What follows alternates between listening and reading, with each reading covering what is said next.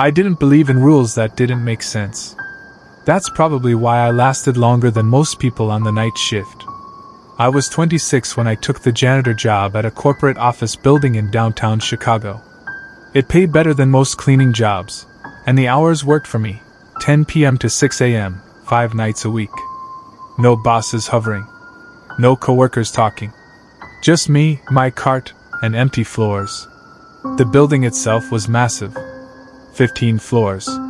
Glass and steel. During the day it was packed with people in suits, elevator music, and meetings that never seemed to end. At night, it became something else. Something hollow. On my first night, my supervisor handed me a clipboard with the cleaning checklist and a folded sheet of paper taped to the back. "These are special instructions," he said. I unfolded it while standing in the janitor closet. It wasn't a checklist. It was a list of rules. They were handwritten. Messy. Like someone had written them in a hurry. Rule 1. Do not use mirrors after 1 a.m. Rule 2. If you hear someone say your name, do not answer. Rule 3. Do not take the elevator to the 14th floor. Rule 4. If the lights shut off while you're cleaning, stay where you are until they come back on. Rule 5. Never clean the restroom on the 14th floor. I laughed. Not because it was funny, but because it was ridiculous. "This some kind of joke?" I asked. My supervisor didn't laugh back. "Just follow them," he said. "And don't lose the paper." That should have been my first warning. The first 2 weeks were quiet. Almost peaceful. I cleaned lobbies, offices, restrooms. I pushed my cart through long hallways that echoed with every step.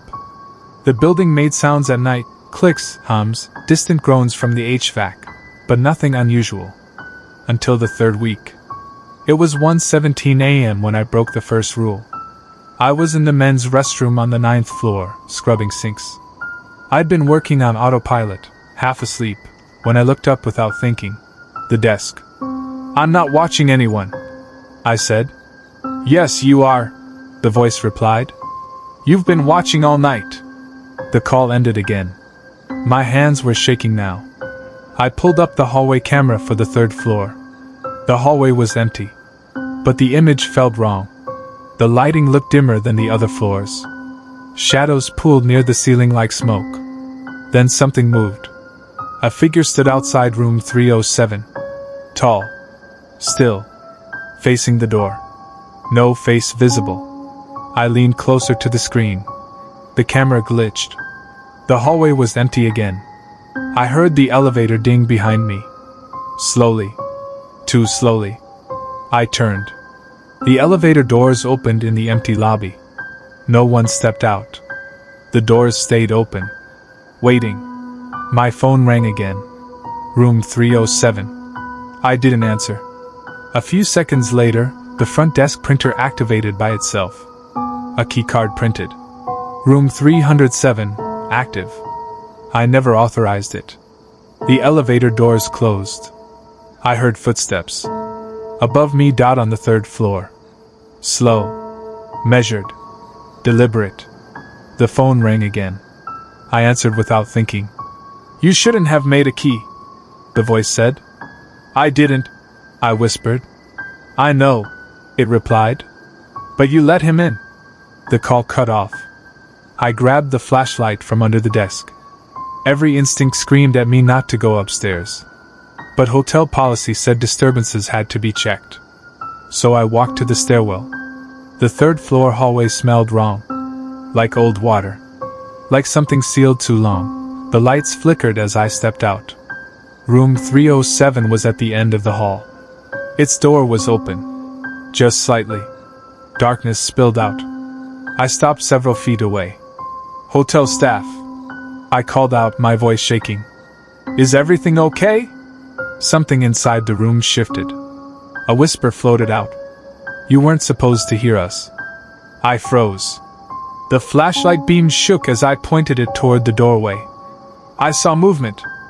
Not coming toward me, turning. Like something adjusting its position. Behind the door. The lights in the hallway shut off. Complete darkness. I didn't move. I didn't breathe. Then the lights snapped back on. The door to 307 was closed. The hallway was empty. I ran. I didn't even bother locking the desk. I hid in the back office until morning. When the manager arrived, he found me sitting on the floor, back against the wall, staring at the door. He asked what happened. I told him everything. His face went pale. He pulled up the records. Room 307 had been taken out of service years ago. A guest died in that room. Heart attack. Alone. At 3:07 a.m. No one ever checked out. No one ever stayed there again. That night, before I quit, I checked the system one last time. Room 307 was marked occupied. Guest name field was filled. It wasn't a name I recognized. It was mine. I never worked another night shift. But sometimes, when my phone rings late at night, I still let it go to voicemail. Because I'm afraid I'll hear that voice again.